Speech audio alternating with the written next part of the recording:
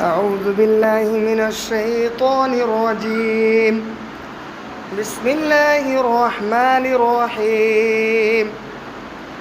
خذ العفو وأمر بالعرف وأعرض عن الجاهلين صدق الله العظيم۔ حاضرین محترم، آپ کے سامنے قرآن مقدس کی ایک آیت کریمہ پڑھی گئی ہے جس کا تعلق سورہ اعراف سے ہے، آیت نمبر 199 سے۔ اس آیت کریمہ میں اللہ تبارک و تعالی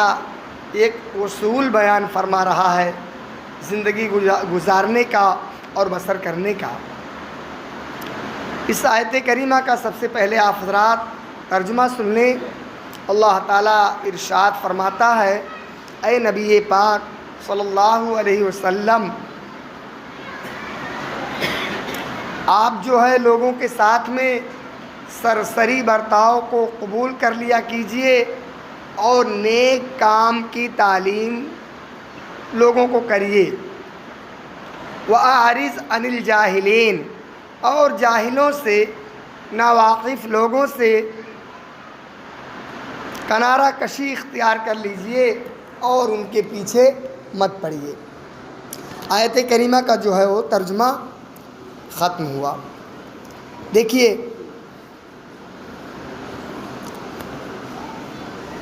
اس آیت کریمہ میں اللہ تبارک و تعالی نے جو ہے وہ اخلاق قرآنی کا ایک جامع اور انوکھا ہدایت نامہ لوگوں کو دیا۔ چنانچہ آیت مذکورہ میں اللہ تبارک و تعالی نے بہترین اخلاق، جس کو اخلاق فاضلہ کہا جاتا ہے، کا ایک جامع ہدایت نامہ عطا فرمایا ہے لوگوں کو، جس کے ذریعے سے رسول کریم صلی اللہ علیہ وسلم نے تمام لوگوں کی تربیت کر کے زندگی کے ایک اعلیٰ مقام پر اور ایک نمونہ پر فائز کیا ہے۔ اس آیت کریمہ کے ذریعے سے رسول کریم صلی اللہ علیہ وسلم کی تربیت کر کے آپ کو تمام اولین اور آخرین میں صاحب خلق عظیم کا خطاب دیا گیا ہے۔ چنانچہ قرآن مقدس کے ایک دوسری آیت کریمہ میں آپ دیکھیں گے تو اللہ تعالیٰ ارشاد فرماتا ہے، وَإِنَّكَ لَعَلَىٰ خُلُقٍ عَظِيمٍ، آپ اخلاق کے اعلیٰ پیمانے پر اور اعلیٰ مقام و مرتبے پر فائز ہیں۔ آپ کا اخلاق، آپ کا کردار اور آپ کا بلند پایا نصب العین، یہ پوری دنیا میں اور تمام لوگوں میں ایک دم اعلیٰ اور اعلیٰ نمونہ کے آپ حامل تھے۔ پچھلی آیتوں میں دشمنان اسلام کی کجروی، ہر دھرمی، بد اخلاقی کا ذکر کرنے کے بعد ان آیات میں اس کے بالمقابل رسول اللہ صلی اللہ علیہ وسلم کو اخلاق فاضلہ کی ہدایت دی گئی ہے، آپ کو اخلاق کریمانہ کی ہدایت دی گئی ہے، جس کے 3 جملے ہیں، اللہ تبارک تعالیٰ نے ارشاد فرمائے۔ پہلا جملہ یہ ہے، خذ العفو۔ آپ عربی لغت میں جب دیکھیں گے تو عربی لغت کے ڈکشنری کے حساب سے عفو کے بہت سارے معنی آتے ہیں، اور اس موقع پر ہر معنی کی گنجائش اس میں موجود ہے۔ اسی لیے علماء تفسیر کی مختلف جماعتوں نے مختلف معنی لیے ہیں، اور جمہور مفسرین نے جس کو اختیار کیا ہے وہ یہ ہے کہ عفو کہا جاتا ہے ہر ایسے کام کو جو آسانی کے ساتھ میں بغیر کسی کلفت، مشقت اور پریشانی کے ہو سکے۔ تو معنی اس آیت کریمہ کے اس جملے کے یہ ہوئے کہ آپ قبول کر لیا کریں اس چیز کو جو لوگ آسانی سے کر سکیں، یعنی واجبات شرعیہ میں آپ لوگوں سے اعلیٰ معیار کا مطالبہ نہ کریں، بلکہ وہ جس پیمانہ پر آسانی سے عمل پیرا ہو سکیں، عمل کر سکیں، آپ اتنے ہی درجہ کو قبول فرما لیا کریں۔ مثلا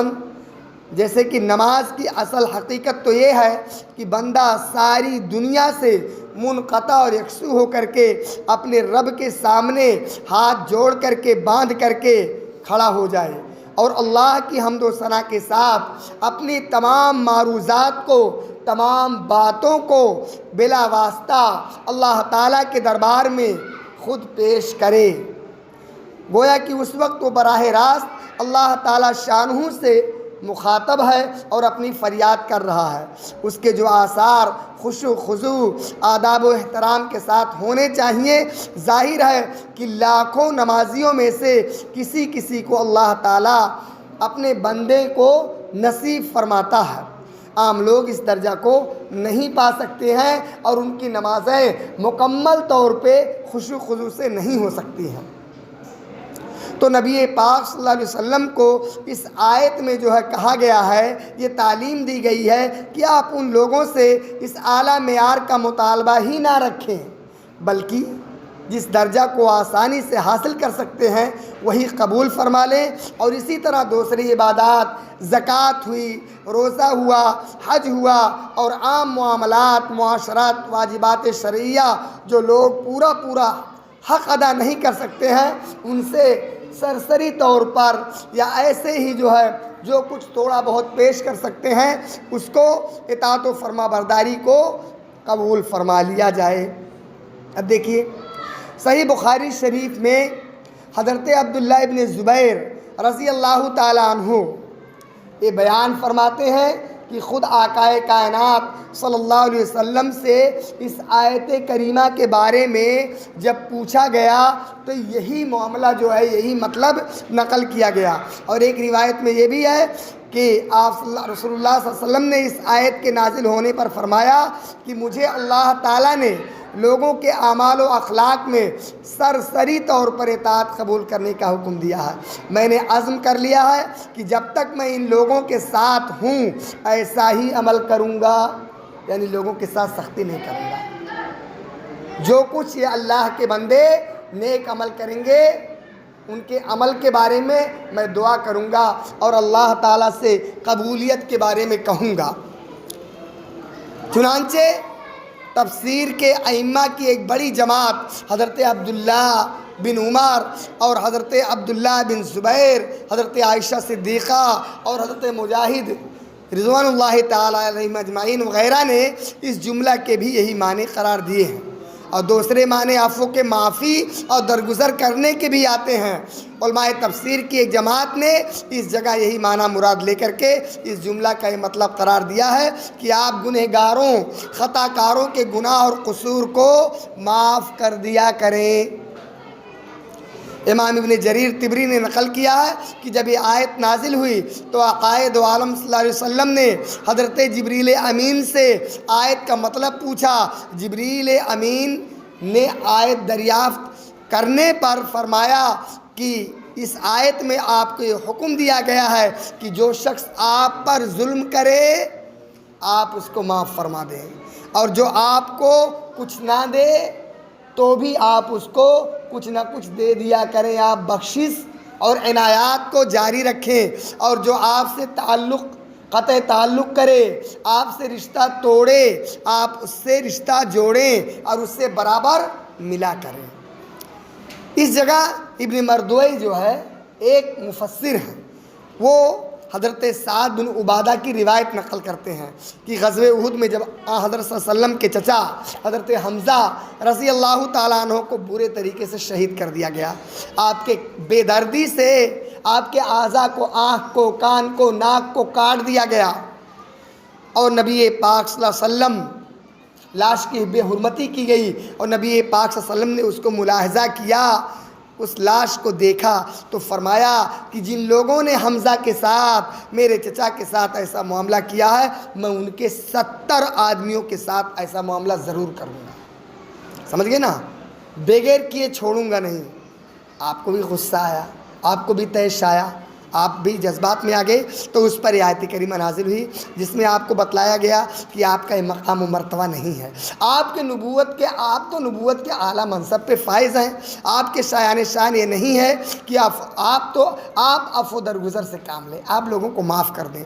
اس مضمون کی تائید اس حدیث سے بھی ہوتی ہے جو امام احمد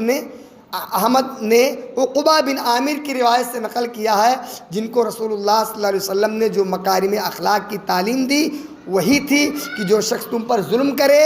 اس کو معاف کر دو، جو تم سے قطع تعلقی کرے، رشتہ داری توڑے، تم اس سے جوڑو، اس سے ملا جلا کرو، اور جو تمہیں محروم کر دے، کوئی چیز نہ دے، تم اس کو بخش دیا کرو اور دیا کرو۔ اگر تم بھی ایسا کرنے لگو گے تو تمہارے اور اس میں فرق کیا رہے گا؟ اور بیہقی نے حضرت علی مرتضیٰ رضی اللہ تعالیٰ عنہ سے روایت کیا ہے اور فرمایا کہ اے اللہ کے رسول، تم اولین و آخرین کے اخلاق سے بہتر اخلاق کی تعلیم سے نوازے گئے ہو، اور وہ یہ ہے کہ جو تم کو محروم کر دے تم اس کو بخشش کرو، جو تم پر ظلم کرے تم اس کو معاف کر دو، جو تم سے قطع تعلقی کرے تم اس سے ملا کرو۔ لفظ عفو کے پہلے اور دوسرے معنی میں اگرچہ فرق ہے لیکن حاصل دونوں کا ایک ہی ہے کہ لوگوں کے اعمال و اخلاق سرسری اطاعت و فرما برداری کو قبول فرما لیا کریں، زیادہ تجسس اور تفتیش میں نہ پڑیں، اور ان سے اعلیٰ معیار کی اطاعت کا مطالبہ نہ کریں، اور ان کی خطاؤں اور قصور سے درگزر فرمائیں، ظلم کا انتقام نہ لیں۔ چنانچہ رسول کریم صلی اللہ علیہ وسلم کے اعمال و اخلاق ہمیشہ اسی سانچے میں ڈھلے رہیں، اور آپ کے ذریعے سے امت محمدیہ کو، پوری امت کو یہ تعلیم دی جا رہی ہے کہ آپ لوگوں کی خطاؤں کو، گناہوں کو درگزر کر دیا کریں اور لوگوں کو بھلائی کا حکم کریں، برائی سے روکیں اور بچائیں، اور اگر لوگ آپ کے در پہ آزار ہو جائیں، آپ کو تکلیف پہنچائیں، آپ کو برا بھلا کہیں تو آپ چشم پوشی سے کام لیں اور ان کے پیچھے نہ پڑیں۔ یہ آپ کو جانتے نہیں اس لیے آپ کو مانتے نہیں ہیں، اور جب یہ آپ کو جان جائیں گے تو آپ کو ماننے کے لیے ہمیشہ کے لیے تیار ہو جائیں گے۔ اور تیسرا جملہ وَأَعْرِضْ عَنِ الْجَاهِلِينَ ہے، جس کے معنی یہ ہیں کہ جاہلوں سے آپ کنارہ کش ہو جائیں۔ مطلب یہ ہے کہ ظلم کا انتقام چھوڑ کر آپ ان کے ساتھ خیر خواہی اور ہمدردی کا معاملہ کریں اور نرمی کے ساتھ ان کو حق بات بتائیں اور پہنچائیں۔ اور بہت سے لوگ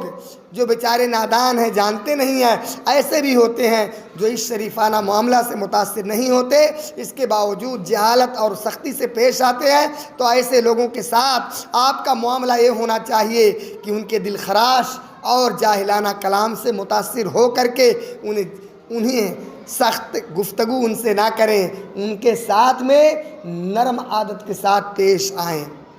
ایک علامہ ابن کثیر رحمۃ اللہ نے فرمایا کہ کنارہ کش ہونے کا مطلب یہ ہے کہ ان کی برائی کا جواب برائی سے نہ دیں۔ یہ معنی نہیں کہ ان کو ہدایت کرنا چھوڑ دیں کہ یہ وظیفہ رسالت و نبوت کے شان نہیں ہے۔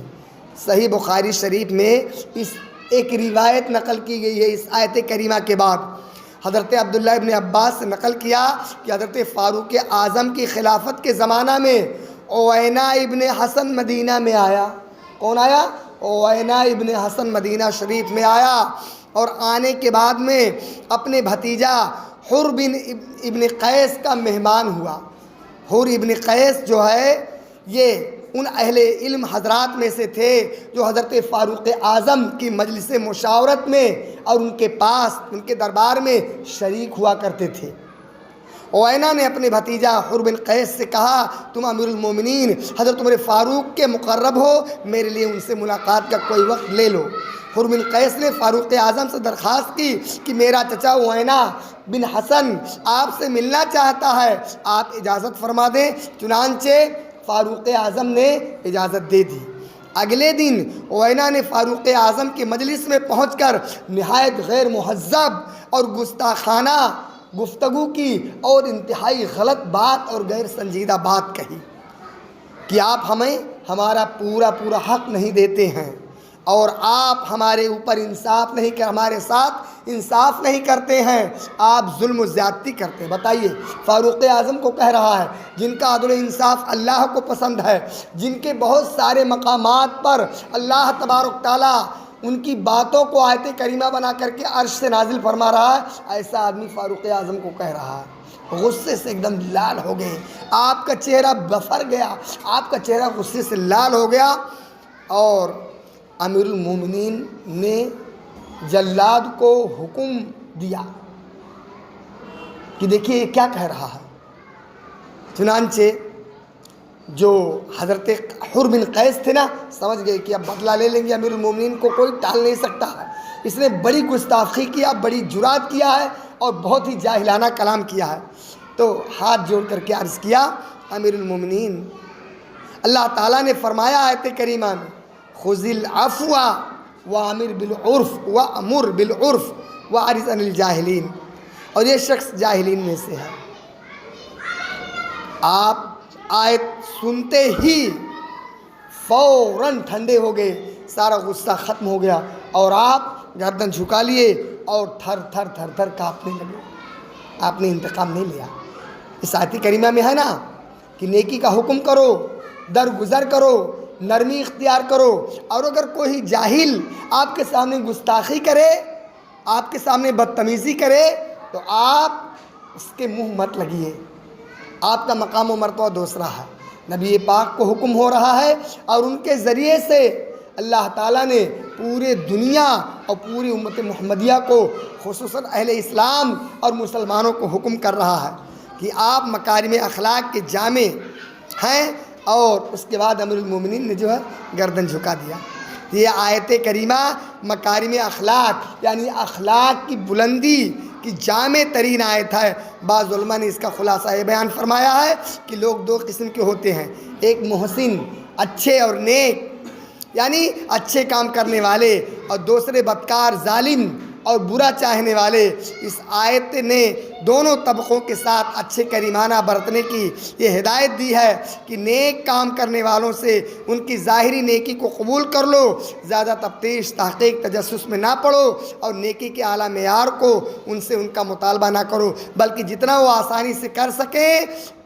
اس کو کافی سمجھو۔ اور بدکاروں کے معاملہ میں، جاہلوں نادانوں کے معاملہ میں یہ ہدایت کی کہ ان کو نیک کام سکھلاؤ اور نیکی کا راستہ بتلاؤ۔ اگر وہ اس کو قبول نہ کریں اور اپنی گمراہی اور غلطی پر جمے رہیں اور اٹل رہیں اور جاہلانہ گفتگو سے پیش آئیں تو ان سے علیحدہ ہو جائیں اور ان کی جاہلانہ گفتگو کا جواب نہ دیں۔ اس طرز سے یہ امید ہے کہ ان کو کسی وقت ہوش آ جائے اور اپنی غلطی سے باز آ جائیں۔ اس کا مطلب یہ ہے کہ دو قسم کے لوگ ہوتے ہیں، کچھ لوگ نیک ہوتے ہیں، فطرتاً ان کی طبیعت میں نیکی ہوتی ہے، اور جیسے ان کو بھلائی کا حکم دو فوراً مان لیتے ہیں۔ تو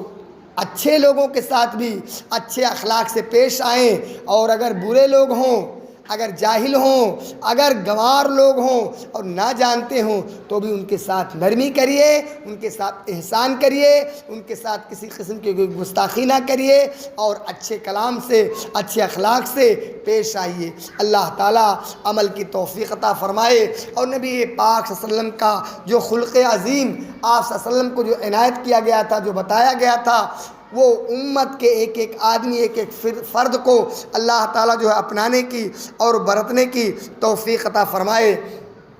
اور اللہ تعالیٰ جو کچھ غلطی، کمی، کوتاہی ہو گئی ہو، اللہ تعالیٰ اس کو معاف فرمائے، اور آئندہ اعمال صالحہ کرتے رہنے کی توفیق عطا فرمائے۔